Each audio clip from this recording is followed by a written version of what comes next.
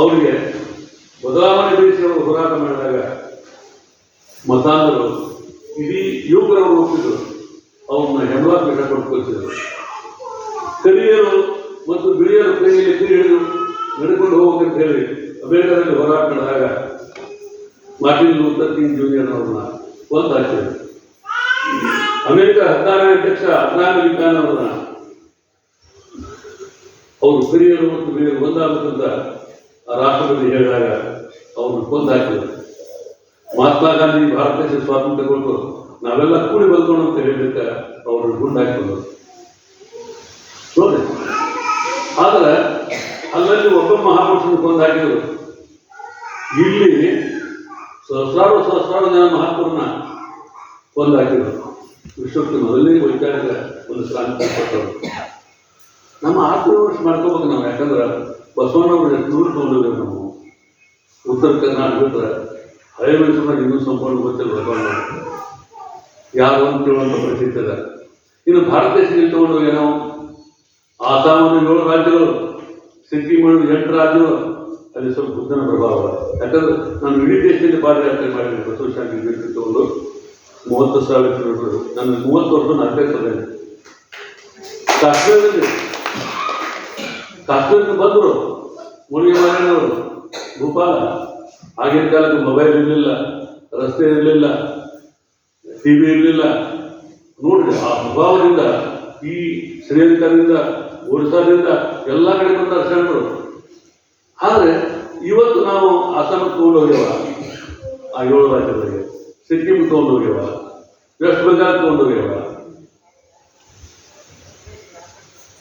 South ಇಂಡಿಯಾಕ್ಕೆ ತೊಗೊಂಡು ಹೋಗ್ಯವ ಬಸವಣ್ಣವ್ರನ್ನ ಶರಣರನ್ನ ಇಲ್ಲ. ಸತ್ಯವನ್ನು ಹೇಳ್ತೇನೆ.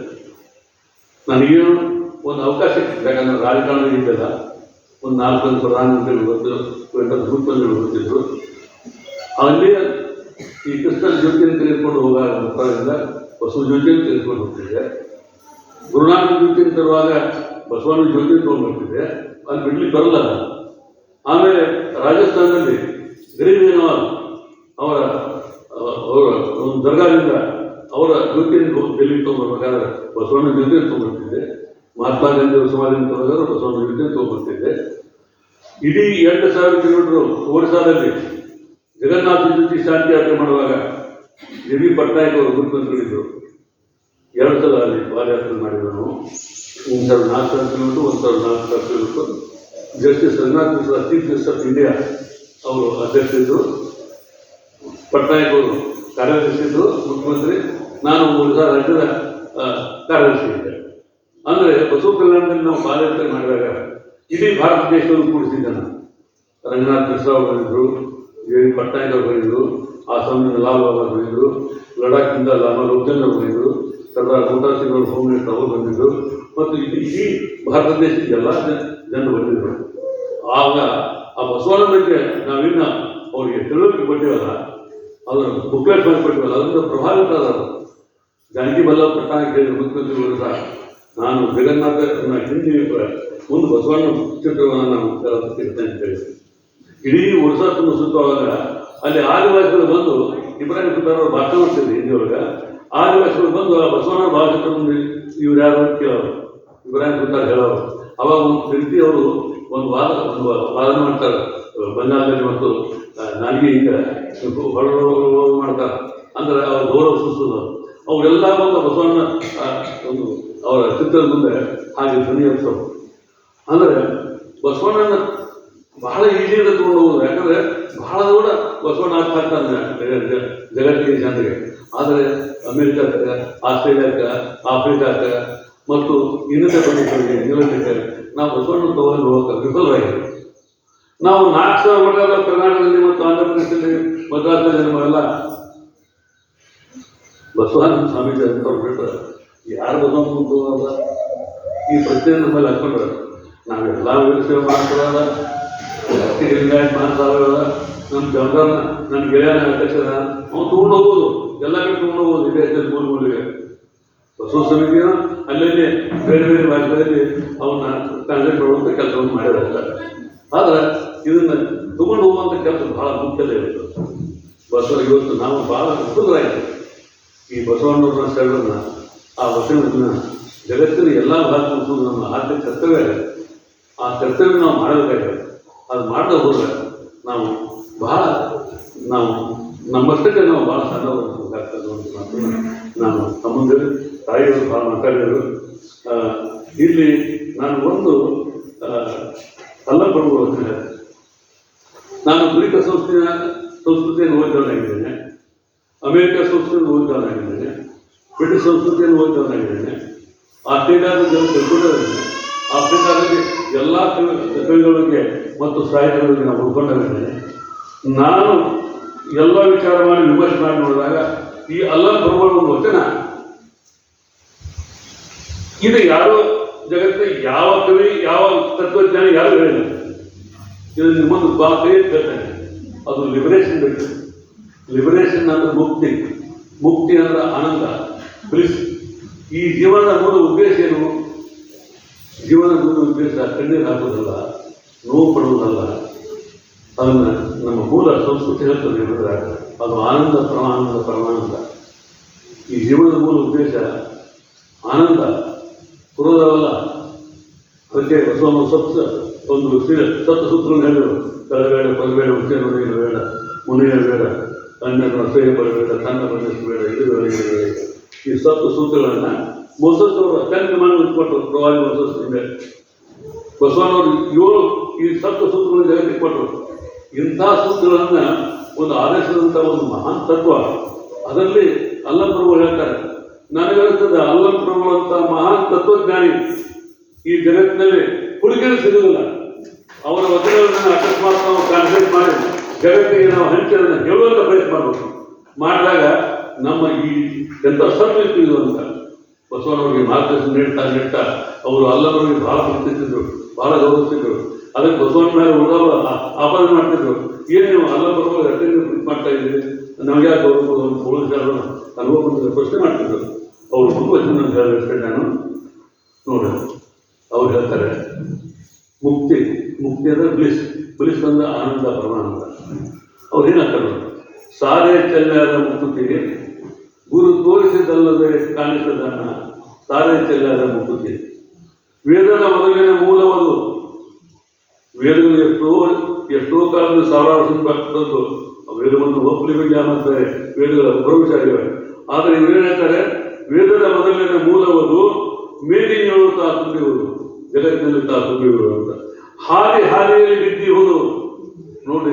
ಈ ಆನಂದನು ಹೆಂಗದ ಅಂದ್ರೆ ಹಾದಿಯಲ್ಲಿ ಬಿದ್ದಿರುವುದು. ಗುರುಪುತ್ರರಿಗೆ ಕಾಣಿದ್ದನ್ನ ಸಾರೇ ಚೆಲ್ಲಿಸಲು. ಗುರುಪುತ್ರರಿಗೆ ಗುರುವಿನ ಮಾರ್ಗದರ್ಶನ ಅದು ಸಿಗುವುದಿಲ್ಲ ಅಂತ. ಹಿಂದೆ ನೋಡಿದರೆ ಬಂದಿರುವುದು, ಮುಂದೆ ನೋಡಿದರೆ ಕಾಣುವುದು. ಹಿಂದೆ ನೋಡಿದರೆ ಬಂದಿರುವುದು, ಮುಂದೆ ನೋಡಿದರೆ ಕಾಣುವುದು, ಸಂಧಿಗೆ ಜಡಿದಿರುವುದು. ಸಾಧಕರಿಗೆಲ್ಲದೆ ಕಾಣಿಸುವುದು ಆನಂದ ಬಯಸುವಂಥದ್ದು. ಫಿಲಿಪ್ಸ್ ಬಗ್ಗೆ, ಡೆಫೋಡಿಲ್ಸ್ ಬಗ್ಗೆ ಅದು ಬರೆದಂಥ ವರ್ಷೋಕ್ತಿಗೆ ಹೇಳ್ತ ಜಗತ್ತಿಗೆ ಮಾನ್ಯ ಮಾಡ್ತಾರೆ. ಅವ್ರು ಹೇಗೆ ಕಲಿಯು ಭಾಷೆ ಎಷ್ಟು ಆನಂದಮಯವಾಗಿರ್ತದೆ ಡೆಫೋಡಿಲ್ಸ್ ಬಗ್ಗೆ ಬರೀತಾರೆ. ವರ್ಷೋತ್ತು ಅದನ್ನು ಜಗತ್ತಿಗೆ ಹೋಗ್ತದ. ಆದರೆ ಇದನ್ನ ಗೊತ್ತಿಲ್ಲ ಜಗತ್ತಿಗೆ. ಅದಕ್ಕಿಂತ ಮಿಗಿಲಾಗ್ತಿದ್ದು ಇಂಥ ನಮ್ಮ ಶರಣ ವಚನಗಳು ಹಡಪದ ಅಪ್ಪಣ್ಣ ಹಡಪದಲ್ಲಿ ಇನ್ನೊಂದು ಹೇಳಿದ್ರು, ತಾಯಿ ಇನ್ನೊಂದು ಹೇಳಿದ್ರು. ಆ ವಚನ ನೋಡಿದರೆ ಎಂಥ ವಚನ, ಯಥಾಸ್ಥತೆ, ಆನಂದ ಪರಮಾನಂದ.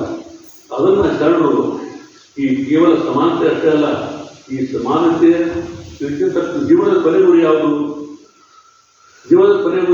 ಇನ್ನೊಂದು ಹೇಳ್ತಾರೆ, ಪರಹಿತ ನಮ್ಮ ಕರ್ತವ್ಯ. ಜೀವನದ ಕೊನೆಗುರಿ ತಾನಾರೆಂದು ಅರಿಯುವುದು. ಆ ತಾನಾರೆಂದು ಅರಿಯುವುದೇ ಅರ್ಥಭಾಗವಾಗಿತ್ತು ಶರಣರು. ಸಮಾನತೆಯನ್ನು ಹಿಡಿದುಕೊಂಡು ಜಗತ್ತೆಲ್ಲ ಸಮಾನವಾದಾಗ ಮುಂದೆ ಕೊನೆಗೆ ತಾನಾರೆಂದು ಅರಿಯುವುದೇ ಬಲಿಸಿ ಆ ಮಹಾ ಆನಂದ ಪರಮಾನಂದ. ಅದು ಶರಣರು ಕೊಟ್ಟಂಥ ಈ ಮಹಾಕಾಣಿಕೆ. ಅದಕ್ಕೆ ಬಸವಣ್ಣವರು ಕೊನೆಗೆ ಇಷ್ಟೆಲ್ಲ ಮಾಡಿ ನಾನು ಬೆಟ್ಟಕ್ಕೆ ಬರಲು ತಾಯಿರ್ತಾರೆ. ಬೆಟ್ಟಕ್ಕೆ ಬೇಕು ಅವ್ರು ಮಾತಾಡ್ತಾರೆ. ಅವರು ಬಹಳ ಮನಸ್ಸನ್ನು ಮಾತಾಡ್ತಾರೆ. ನಾನು ಬಂದಿರೆಂದು ನೀವು ಬಂದಿರಿ, ನಾನು ಬಂದಿರೆಂದು ನೀವು ಬಂದಿರಿ, ನೀವು ಬಂದಿರೆಂದು ನಾನು ಬಂದಿರಿ, ನಾವು ನೀವು ಬಂದಿರೆಂದು ಪ್ರಭುದೇವರು ಬಂದರು. ಕಲ್ಯಾಣ ಅತ್ಯಂತೆ ಆಯಿತು, ನಾನು ತೈಲರಾಜನು, ಚನ್ನ ಬಸವನವರು ಬತ್ತಿಯಾದರು, ಪ್ರಭುದೇವರು ಜ್ಯೋತಿಯಾದರು. ಇದು ಒಂದು ನೃತ್ಯ ಉಂಟು, ಜಗತ್ತಿಗೆ ಕೊಟ್ಟು ಮುಂದೆ ಹೇಳ್ತಾರೆ. ಪ್ರಣತಿ ಒಳಗಿತ್ತು, ದೈವತೆ ಬಿತ್ತು, ಜ್ಯೋತಿ ನಂದಿತ್ತು, ನಮ್ಮ ಶರಣರ ಮನಸ್ಸು ನಂದಿತ್ತು. ಅಂದರೆ ಅವ್ರಿಗೆ ಎಷ್ಟು ದುಃಖ ಆಗಿರಬೇಕು, ಎಷ್ಟು ನೋವಿರಬೇಕು ಶರಣರು.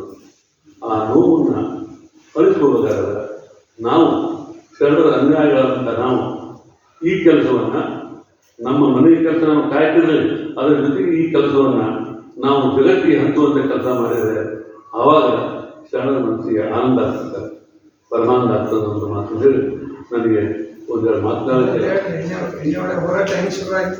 ಎಲ್ಲೋ ಅಕ್ಕನ ಹೋರಾಟ ನನಗೆ ನಾನು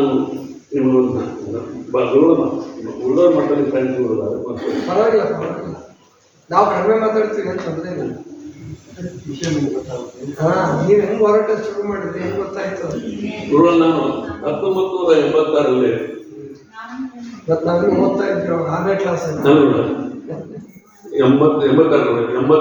80ರಲ್ಲಿ ನನಗೆ ಜಗತ್ತಿನ ಎಲ್ಲ ಜನಾಂಗಗಳ ಅವರು ಕಾರ್ಮಿಕರು, ವಿಜ್ಞಾನಿಗಳು, ತತ್ವಜ್ಞಾನಿಗಳು, ಹೋರಾಟಗಾರರು ಎಲ್ಲ ಇದ್ದಂಥ ಒಂದು ಮಹಾ ಸಮ್ಮೇಳನ ಬಲ್ಗೇರಿ ದೇಶದಲ್ಲಿ ಹಾಕಿ ಆ ಬಲ್ಗೇರಿ ದೇಶಕ್ಕೆ ನನ್ನನ್ನು ಆಹ್ವಾನ ಮಾಡಿದರು. ಆ ಸಮ್ಮೇಳನಕ್ಕೆ ನಾನು ರಷ್ಯಾ ದೇಶವನ್ನು ಸುತ್ತಾಡಿಕೊಂಡು ನಾನು ಅಲ್ಲಿ ಬಲ್ಗೇರಿ ದೇಶಕ್ಕೆ ಹೋಗಿ ನಾನು ಒಂದು ಪ್ರಬಂಧವನ್ನು ರಚನೆ ಮಾಡಿದೆ. ನಿಶಸ್ತ್ರೀಕರಣ ಹಾಗೂ ಯುದ್ಧಗಳ ವಿರೋಧ ಮಾಡುವಂಥದ್ದು, ಯುದ್ಧಗಳು ಆಗಬಾರ್ದು ಅನ್ನೋದು ಒಂದು ಪ್ರಬಂಧ ಮಂಡನೆ ಮಾಡಿದೆ. ಅವಕಾಶ ಕೊಟ್ಟರು, ಭಾಳ ಒಂದು ದೊಡ್ಡ ಅವಕಾಶ ಇತ್ತು. ಅಲ್ಲಿಂದ ನಾನು ಮಾಸ್ಕೋ ಹೋಟೆಲ್ನಲ್ಲಿರುವಾಗ ಮಹದೇವಯ್ಯನವರು ಅಂತೇಳಿ ಮೈಸೂರವರು, ಸುತ್ತೂರು ಮಠದ ಶಿಷ್ಯರವರು, ಅವರು ಮಾಸ್ಕೋ ರೇಡಿಯೋದ ಕನ್ನಡ ವಿಭಾಗದ ಪ್ರಮುಖರಾಗಿದ್ದರು.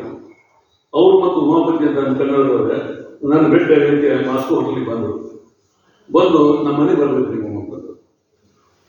ಬರ್ತೇನೆ ಅಂತೇಳಿ ಅವ್ರು ನನಗೆ, ನಾನು ಸುಭೈ ಶೆಟ್ಟರು ನನ್ನ ಶಿಕ್ಷಣ ಸಚಿವರಿದ್ದರು, ಅವರು ನಾನು ಕೂಡ ಅವರು ನನಗೆ ಊಟಕ್ಕೆ ಬಂದರು.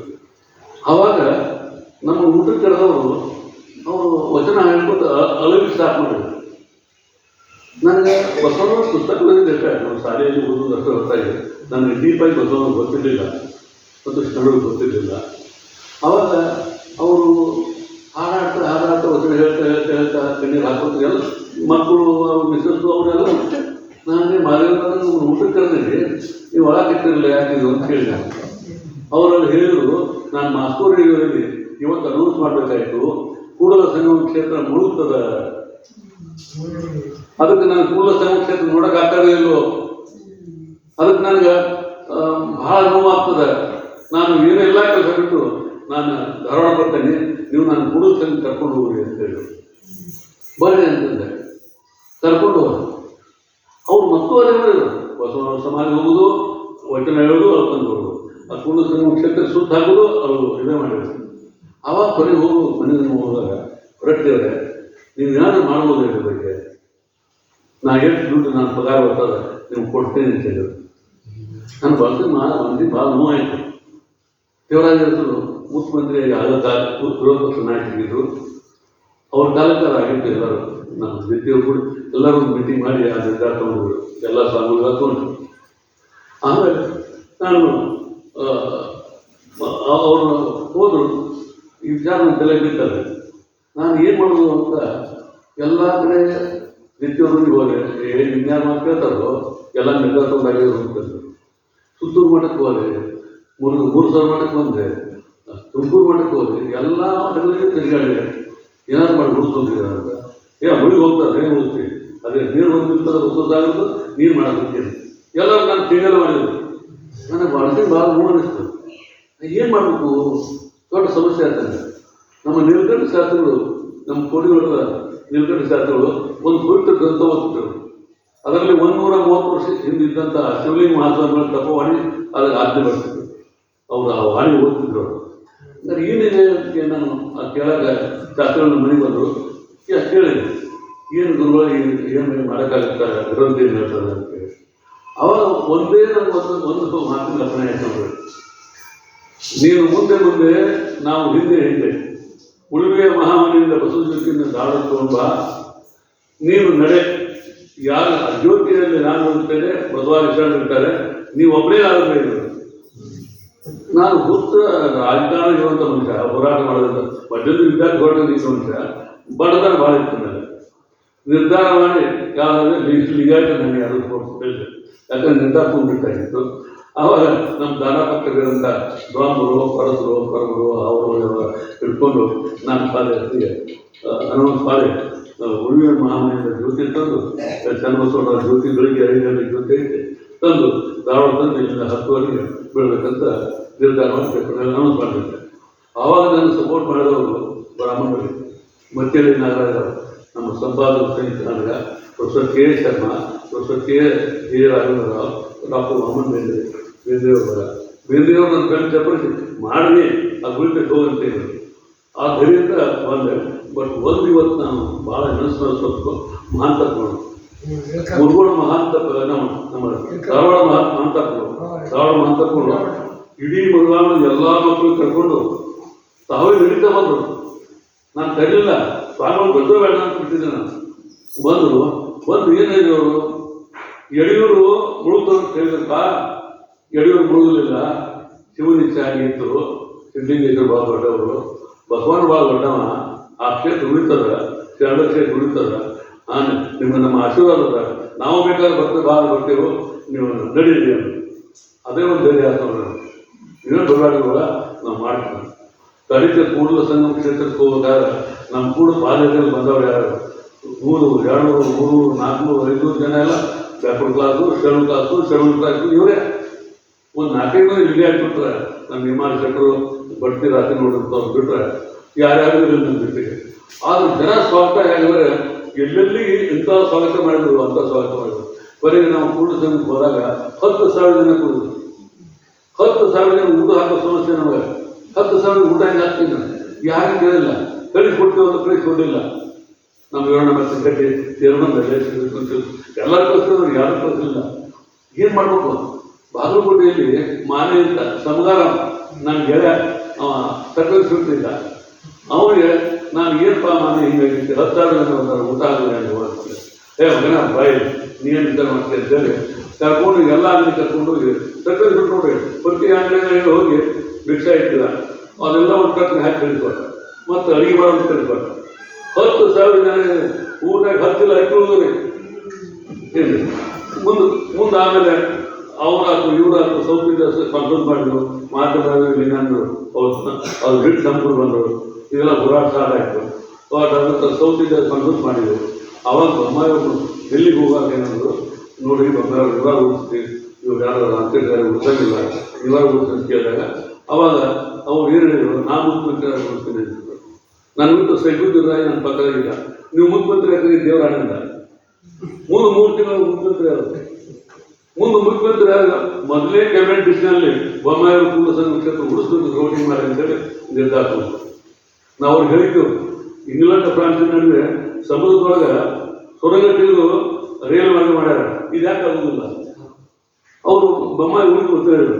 ಮುಂದೆ ಪಟೇಲ್ ನಾನು ಭಾಳ ಆಗ್ತದೆ, ನನ್ನ ಸಂಸ್ಥೆ ಪಟೇಲ್ ಹೆಂಗೆ ಮಾಡಬೇಕು ಅಂದರೆ 45 ಕೋಟಿ ಕೊಡ್ತಾರೆ ನೀವು, ಜಾಮದಾರ್ ನಿಂತು ಸದಸ್ಯ ಜಾಮದಾರ್ ನಿಂತು ಎಲ್ಲ ಮಾಡಿದ್ರು. ಇವತ್ತು ಕೂಡಲ ಸಂಘ ಕ್ಷೇತ್ರ ಬಸವಣ್ಣರು ಇವತ್ತು ಆ ಒಂದು ಮಟ್ಟಕ್ಕೆ ಉಳಿಯೋದಾಯಿತು. ಅದೊಂದು ನಾವು ಮಾಡಿದ ಸೇವೆ. ಇನ್ನೂ ಒಂದು ಕೆಲಸ ಆಗಿದೆ, ಇನ್ನೂ ಮಾಡಿಲ್ಲ. ಆ ಬಸವಣ್ಣವ್ರ ಸಮಾಜ ಇದಲ್ಲ, ಅದರೊಳಗೆ ನೀರು ಬರ್ತದ, ಹಿಂಗೆ ಸಣ್ಣದಾಗಿ ಕಟ್ಟಾರ, ಆಮೇಲೆ ಇಳಿದು ಹೋಗೋದಿಲ್ಲ, ಲಿಫ್ಟ್ ಹಾಕಿಲ್ಲ. ನಾನು ಮುಖ್ಯಮಂತ್ರಿ ಪುತ್ರ ಬಂದೆ, ಎಲ್ ಬಿ ಪಾಲ್ ಮನೆ ಹೇಳಿದೆ, ನೋಡ್ಬಾ ನಿಮ್ಮ ಮಾಲ್ ನಾನು ಉಪವಾಸ ಕೊಡಬೇಕಾಗಿತ್ತು ಈ ವಯಸ್ಸಿನಾಗ ಅಂತೇಳಿ ತಾಕತ್ತು MLA ಮಾಡಿಕೊಂಡ್ರೆ ಇನ್ನೂ ಮಾಡಿಲ್ಲ. ಅದೊಂದು ಹೋರಾಟಗಳು ಆಗಬೇಕಾಗಿತ್ತು. ಇದು ಅಲ್ಲಿಂದ ಪ್ರಾರಂಭ ಆದ ನಂತರ ಮತ್ತೆ ನಾನು ಗುರು ಹಾಕೊಂಡಿದ್ರು, ಕೆಲಸ ಬಿಡಬೇಡ, ಅಲ್ಲಿಂದ ರಾಜಕಾರಣದ ವಿಚಾರ ಮಾಡೋಣ, ಈ ಕೆಲಸ ಮಾಡೋದು. ಅಲ್ಲಿಂದ ಸಿದ್ಧಾರ್ಥ ಮಠದಿಂದ ಬನವಾಸಿಯಿಂದ ಆತ್ಮಹತ್ಯೆ ಕ್ಷೇತ್ರಕ್ಕೆ, ಹಾಗೆ ಅಕ್ಕನಗರ ಕ್ಷೇತ್ರಕ್ಕೆ ಎಲ್ಲ ಹೋಗಿ ನಮ್ಮ ಬಸವ ಕಲ್ಯಾಣ ಬಂದು ಇವತ್ತು ಭಾಳ ದೊಡ್ಡ ಒಂದು ಕ್ಷೇತ್ರ ಬಸವ ಕಲ್ಯಾಣ ಆಗೋದೇ. ಆ ಹೋಗುವಾಗ ಈ ಅಕ್ಕನಗರ ಕ್ಷೇತ್ರಕ್ಕೆ ಅದರ ಬಗ್ಗೆ ನಾವು ವಿಚಾರ ಮಾಡಿದ್ರು, ಹೇಳಿದರು. ನಾವು ಬಗು ಹಂಗಟ್ಟಿಯವರು ಎಣ್ಣೆ ಹೊಳೆದಂಡಿ ಮೇಲೆ ಅಕ್ಕನಗರ ಕ್ಷೇತ್ರದ ಅಂತ ಹೇಳಿದರು. ಅದು 3-4 ಕಡೆ ಅವು ಅಕ್ಕನಗರ ಕ್ಷೇತ್ರ ಅಲ್ಲ, ಆ ಕಡೆ ಒಂದು ಮಠ ಅದ, ಅಲ್ಲಿ ಅದು ಇವು ಅದ ನಮ್ಮದು ಇದಾನ ಕ್ಷೇತ್ರ ಅವ್ರು ಅಂತಾರ. ಎಣ್ಣೆ ಹೊಳೆ ಮಾಡಿದವರು ಅಲ್ಲಿ ನಮ್ಗೆ ಅಂತಾರ. ನಲ್ಲಿ ಕ್ಷೇತ್ರದಲ್ಲಿ ನುಲಿ ಚಂದ್ರ ಅಲ್ಲಿ ಬಾಧೆ ಇಟ್ಟು ಅವ್ರು ನುಲಿ ನೋಡಿ ಹೈಕೆ ಆದರು. ಇವು ಅಕ್ಕನ ಅಂತಾರ. ಅಲ್ಲಿ ಒಂದು 4 ಜಲಪಾತದ ಕಲ್ಪಿದೆ, ಅಲ್ಲಿ ಅಕ್ಕನ ಒಂದು ಸಮಾಧಿ ಅಂತ ಒಬ್ರು ಅಂತಾರ. ಕನ್ಫ್ಯೂಷನ್ ಆಗ್ತಂಗ ಏನಪ್ಪ ಇದು ಹೆಂಗೆ. ನಾವು ಹಂದಿ ಶಿವಣ್ಣ MLA ಇದ್ರು, ನಾನು ಆಮೇಲೆ ಪರಮೇಶ್ವರ ಅಂತ ಪ್ರೊಫೆಸರ್ಸ್ ಮೆಂಬರ್ ಇದ್ದರು, KR ಲಿಂಗಪ್ಪ ಕ್ಯಾಂಪಸ್ ಸಾಹಿತಿದ್ರು. ಕರ್ಕೊಂಡು ಹೋಗಿ ಅಲ್ಲಿ ನೋಡಿದೆ, ದೇವರಾಜ ಕರ್ಕೊಂಡು ಬಂದೆ, ಕೇಂದ್ರ ಸಚಿವ ಸಾರ್ವಜನಿಕ ಕರ್ಕೊಂಡು ಬಂದೆ, BD ಅವ್ರು ಕರ್ಕೊಂಡು ಬಂದೆ, ಎಲ್ಲ ಮಾಡಿ ಎಲ್ಲ ಆಯಿತು. ಆದರೆ ಇನ್ನೂ ಅಕ್ಕನ ಯಾವುದು ಅಂತ ಅಲ್ಲಿ ಗಲಭೆ ಇತ್ತು. ಆವಾಗ ಇವತ್ತು ನಾನು ಹೇಳಬಾರ್ದು, ಯಾಕಂದರೆ ಶಿವನ ಆಟ ಯಾರಿಗೂ ತಿಳಿದಿಲ್ಲ, ತಿಳಿದು ವಿಂಗಡಿಸಿದಾಗ ಬಂದಿದೆ. ಅದು ಸತ್ಯವನ್ನು ಗುರುಗಳು ಹೇಳೋದು ಸತ್ಯವನ್ನು ಹೇಳ್ತಾರೆ. ಪರಮೇಶ್ವರರ ಮನೆ ಒಂದು KR ಪರಮೇಶ್ವರ ಅವರು ಕುರುಬ ಜನಾಂಗದವರು, ಅದು ಕುರುಬ ಜನಾಂಗದ ಫಲ, ಹಳಪ್ಪನ ಫಲ. ಅದರ ದಿಬ್ಬದ ಮೇಲೆ ಒಂದು ಅದು ಸಮಾಜ ಅಲ್ಲಿ ಎಲ್ಲಿದೆ ಅಂತ ಕೇಳಿದ್ರೆ ನಾನೇ ಅಮ್ಮ ನಮ್ಮನ್ನ ಯಾಕೆ ಬಳ್ಳಾಡ್ತಿ, ಏನೋ ಉತ್ತರ ಕೊಡಬೇಕು ಅಂದೆ. ಪರಮೇಶ್ವರ ಮನೆಯವರು ಭಾಳ ಪ್ರತಿಭಟರು, ಆ ಸಾಧ್ಯ ಭಾಳ ಬರ್ತಾ ಇದೆ. ಅವರು ಒಳಗೆ ಬಂದರು. ಇವತ್ತು ಸತ್ಯವನ್ನು ಹೇಳ್ಕೊಂಡು ಮುಂದೆ ನಾವು, ಯಾಕಂದರೆ ಇಲ್ಲಿ ಪತ್ರಿಕೆ ಬರುವಂಥ ಮಾತಲ್ಲ, ಅವರ ತಾಯಿಯ ಮೈ ಮೇಲೆ ಆಗ್ತಾರೆ ಬಂದರು. ಅವರ ಸರ್ಕಾರಿ ಪ್ರವೇಶ ಮಗು, ಇದು ನನ್ನ ಸಮಾಜ, ಈ ಕಾರ್ಯ ಮಾಡೋದು ಇವತ್ತು ಭಾಳ ಸುತ್ತವಾಗಿ ಮಾತನ್ನು ಹೇಳ್ತಾರೆ. ಕ್ಷಮಿಸ್ಬೇಕು, ಯಾಕಂದರೆ ಕೆಲವು ನಮ್ಮ ಥರ ಕೆಲವು ಮಗುಗಳು ನನಗೆ ಇಂಥ ಕಡೆಯಿಂದ ಭಾಳ ಹೇಳೋದು ನಾನು ಅಂತೇನೆ. ಸೊ ಅವಾಗ ನಾನು ಅವತ್ತಿನ ನಿರ್ಧಾರ ಮಾಡಿದ್ವಿ, ಹೋರಾಟ ಸ್ಟಾರ್ಟ್ ಮಾಡಿದ್ವಿ. ಹಾಗೆ ಹೋರಾಟ ಸ್ಟಾರ್ಟ್ ಮಾಡಿದ್ವಿ, ಒತ್ತಡ ಮಾಡಿದ್ವಿ, ಎಲ್ಲ ಮಾಡಿ ಪ್ರಕ್ರಿಯೆ ಮಾಡಿದ್ವಿ. ಅದು ಎಷ್ಟು ಕಷ್ಟ ಇತ್ತಂದ್ರೆ ಅಷ್ಟು ಕಷ್ಟ ಇತ್ತು. ಸುಧೈರ್ಯಕ್ಕೆ ಮತ್ತೆ ಈಗ ಹೋರಾಟ ಸ್ಟಾರ್ಟ್ ಮಾಡಿದರೆ ನಮ್ಮ ಬಸವರಾಜ ವಿದ್ಯಾರ್ಥಿಗಳು ನಮ್ಮ ಕೈ ಉಳಿಸ್ತಾರೆ. ಮತ್ತು ಉಳಿದವರೆಲ್ಲ MLA ಅವರೆಲ್ಲ ಸಹಾಯಕಾಗಿರ್ತಾರೆ. ಅವಾಗಿದ್ದರು ಇವತ್ತು ಉಳಿದ ಮಾಡಿದ್ದಾರೆ. ಅವರು ಅಲ್ಲಿ ಹಳಪ್ಪ ಅಂತಿದ್ರು, ಅವರು ಭಾಳ ವಿರೋಧದಾರ. ಆಮೇಲೆ ಈಗ ಬಸವರಾಜಿಂದ ಅವರು ಭಾಳ ವಿರೋಧದಾರ. ಈಗ ಅವ್ರನ್ನು ಮಾಡಿ ತಹಸೀಲ್ದಾರರು, ಡೆಪ್ಟಿ ಕಮಿಷನರು, ಅಸಿಸ್ಟೆಂಟ್ ಕಮಿಷನರು ಎಲ್ಲ ಇದು ಮಾಡಿ ಪುರಾತತ್ವ ಇಲಾಖೆಗೆ ಮತ್ತು SK ಫೈಲ್ಗಳು ಪ್ರವಾಸೋದ್ಯಮ ಮಾಡಿದ್ದಾರೆ, ಸ್ಮಾರಕ ಮಾಡ್ಬೇಕಂತ ಅವ್ರಿಗೆ ಹೇಳಿ ಈಗ ಎಲ್ಲ ಫೈಲ್ ಹೋಗಿ ಈಗ ಎಲ್ಲ ಸಹಿ ಆಗಿ ಹೋಗಿ SK ಫೈಲ್ ಬಂದದ. SK ಫೈಲ್ ಸಹಿ ಮಾಡಿದ ನಂತರ ಕ್ಯಾಬಿನೆಟ್ ಹೋಗ್ತದೆ. ಸಿದ್ದರಾಮಯ್ಯ ಮಾಡ್ತೀನಿ ಅಂತ ಹೇಳಿದ್ದಾರೆ, ಅದು ಕೂಡತನ ಮಾಡ್ಕೊಡ್ತಾರೆ. ಅವರು ಕ್ಯಾಬಿನೆಟ್ ಬಂದು ಅದು ಆ ಕ್ಷೇತ್ರ ಮತ್ತು ನಾನು ದೇವರ ಮಾಡಿದ್ದೆ. ಅದರ ಗುರುಗಳು ಅರ್ಪಣೆ ಮಾಡಿದ್ರಂದ್ರೆ ಆ ತಾಯಿ ನಾನು ಮಾಡಿದಂತಲ್ಲ, ಅವ್ರು ಮಾಡಿಸ್ಕೊಂಡು ಯಾಕೆ ಆ ತಾಯಿ ಲೇಟಾಗಿ ಮಾಡಿಕೊಂಡು ಆ ತಾಯಿಗೆ ಹೋಗ್ತದೆ. ಸೊ ಅದಕ್ಕೆ ಶರಣರು ಇನ್ನೂ ಇದ್ದರು, ಶರಣರು ಇನ್ನೂ ಅದರ, ಶರಣರು ಮುಂದೂ ಇರ್ತಾರೆ. ಶರಣರು ಇಲ್ಲಿ ಹೋಗಿಲ್ಲ. ನಮ್ಮ ಗುರುಗಳು ಶ್ರೀರಾಮಂತಿದ್ರು ಅದರ ಆತ್ಮವಿದ್ಯಾಪೀಠ ಶ್ರೀನಿವಾಸಮ ಇಲ್ಲೇ ಶೆಡ್ವಾಳ ಕಾಣಕೊಡ್ತಾರೆ. ನಾನು ಅವರು ತಾವು ದೇವರೊಳಗ ನನ್ನ ಅಧ್ಯಕ್ಷ ಮಾಡಿದ್ದಾರೆ ರಾಸಾಯನಿಕ. ಅವರು ಒಂದು ಮಾತು ಹೇಳ್ತಿದ್ರು ನನಗೆ, ಅಲ್ಲ ಗುರುಗಳು ಇದ್ದಾರೆ ನನಗೆ ಗುರುಗಳನ್ನು ಬದುಕಲ್ಲಿ ಅದು ಶಿಕ್ಷಣ ಹೇಳಿದ್ರು ಬರದಾರ ಅಲ್ಲಂಪುರಗಳು ಬೆಸ್ಟ್ ಆಗ್ಯಾರ ಅಂತ ನನಗೆ ಗೊತ್ತು ಅಂತ. ಆವಾಗ ಹೌದು ಅಲ್ಲಂಪುರಗಳು ಆಗೋದಾರ ಇವು ಅದಾರ, ಅವ್ರು ಯೋಗಗಳು ಯಾವಾಗ ಇರ್ತಾರೆ. ಸೊ ಅಂದರೆ ನಾನು ಯಾಕೆ ಹೇಳ್ತೇನೆ ಮಾತನ್ನು ಅಂತಂದ್ರೆ, ಈಗ ನಮ್ಮ ತಪೋವನ್ ಕುಮಾರ್ ಸ್ವಾಮಿ ಇದ್ದಾರೆ. ತಪೋವನ್ ಕುಮಾರ್ ಸ್ವಾಮಿಯಲ್ಲಿ ಗಂಡು ಬಾಬಾ ಅಂತಿದ್ದಾರೆ. ಗಂಡು ಬಾಬು ಟಿವಿ ದೇವಾಲಯ ತಪೋವನ್ ಕುಮಾರ್ ಸ್ವಾಮಿ ಅದು ಹೇಗೆ ಒಂದು ನಿಮಿಷ ಹೇಳ್ತೇನೆ. ಯಾಕಂದ್ರೆ ಅವ್ರಿಗೆ ಇಷ್ಟೆಲ್ಲ ಮತಗಳನ್ನ ಜಪಿಸಿ ಮಾಡ್ತಿದ್ರು. ಇಷ್ಟ ಅಲ್ಲ ಜೀವನದಾಗ ಏನೇನೈತೆ ಅನ್ನೋದು ಭಾವ ಅಂತರು. ಅವರು ಮೂಲಗಳಾದಂಥ ಅವರು ಹಿರಿಗಾರ ನಮ್ಮ ಐದಾರು ಮಾಡ್ತಿದ್ದಾರೆ. ನಮ್ಮಲ್ಲಿರುವಂಥ ಎಲ್ಲಾರು ಸಂಘ ಅವ್ರನ್ನೆಲ್ಲ ಆಡಳಿತಲ್ಲ ಅಂದು ಅವ್ರು ಮುಂದೆ ಬರಬಾರ್ದಂತ ಈ ನಮ್ಮ ಕರ್ನಾಟಕದಲ್ಲಿ ಬಸವಣ್ಣನ ಫ್ರಾನ್ಸಕ್ಕೆ, ಬಸವಣ್ಣನ ಕ್ರೊಯೇಷಿಯಾಕ, ಬಸವಣ್ಣನ ರಷ್ಯಾಕ ಯಾರಾದ್ರು ಓದೋರು ಒಬ್ಬರ ಇದ್ದರೆ ಅವ್ರು ತಗೊಂಡು ಮಾಡ್ಕೊಂಡು ಇವತ್ತು ಅವ್ರು ಸ್ವರ್ಧಕ್ಕೆ ನಾವು. ಆದರೆ ಅವ್ರಿಗೆ ಇವರೆಲ್ಲ ನಮ್ಮ ಲಿಂಗಾಯತ್ ದೊಡ್ಡವ್ರು ಮಾಡೋದು ಎಲ್ಲ ಇದು ಮಾಡಿಬಿಟ್ಟಪ್ಪ. ಅವ್ರ ಕೊನೆಗೆ ಏನು ಮಾಡಿದ್ರು ಲಿಂಗಾಯತ್ ಅಂತೇಳಿ ಲಿಂಗಾನಂದರಿಗೆ ಲಿಂಗ ವಿಷಯ ಕೊಟ್ಟವರು ಅವರೇ ಇವತ್ತು ಓದೋದು ಹೇಳ್ತಾರೆ ಲಿಂಗಾನಂದ. ಆವಾಗ ಅವರು ತಮ್ಮ ಗುರುಗಳ ಡಿಬೇಟ್ ಆಗಿದ್ದರು. ಅವ್ರು ಪ್ರಶ್ನೆಗೆ ಹೋಗ್ತಾರೆ, ನನಗೆ ಏನು ನನ್ನ ನಿರಾಶೆ ಇದೆ ಅಂತ ಅವ್ರ ಗುರುಗಳು ಹೇಳ್ತಾರೆ. ಅವರು ಇಲ್ಲ ನಿನ್ನ ಅವರಿಗೆ 300 ವ್ಯೋಮಕಾಯ ಶಿಷ್ಯರಿರ್ತಾರೆ. ಅಡೆಪ್ಟ್ಸ್ ಅಂತಾರೆ ಅವ್ರಿಗೆ. ವ್ಯೋಮಕಾಯ ಅಂದ್ರೆ ಅವ್ರು ಬೇಕಾದ್ರೆ ಬೇರೆ ತರ್ಬೋದು, ಬೆಳೆದಾಗ ಗಾಳಿಯಲ್ಲಿ ಗಾಳಿಯಾಗಿರ್ಬೋದು, ಇಲ್ಲ ನಿನ್ನ ನಿನ್ನ ನಿನ್ನ ಸಮಕಾಲೀನ ನಿನ್ನ ಗಂಧವಾದ ನಿನ್ನ ಭೂಮಿಯವನ್ನ ಕಾಲು ಗಾಳಿ ಕೊಡ್ತಾರೆ. ಅವಾಗ ಹೋಗಿರ್ಬೇಕಾಗ್ತದೆ. ಗಂಧವಾದ ಏನಂತಂದ್ರೆ ನಾನು ನಿಮ್ಮಲ್ಲೇ ಬೆಳೆದಾಗ ನಾನು ನಿಮ್ಮಲ್ಲೇ ಬರ್ತೇನೆ, ಅಲ್ಲೇ ಇರ್ತೇನೆ. ಅದು ಯಾರಿಂದ ಸಂದರ್ಭ ಅವರು ಭಾರತ ದೇಶದಲ್ಲಿ ಕನ್ಯಾಕುಮಾರಿ ಹಿಡಿದು ಕಾಶ್ಮೀರವರೆಗೆ, ಗುಜರಾತ್ ಹಿಡಿದು ಅಸ್ಸಾಂವರೆಗೆ ಇರುವಂಥ ಮಾವಿನ ಗಿಡ ಹಚ್ಚಾರ. ಆ ಮಾವಿನ ಗಿಡದಲ್ಲಿ ಬಂದು ಹಣ್ಣು ಮಾರಿ ಅದರಾಗ ಈ ಡಿವಿಡಿಯೆಲ್ಲ ಕಳಿಸು.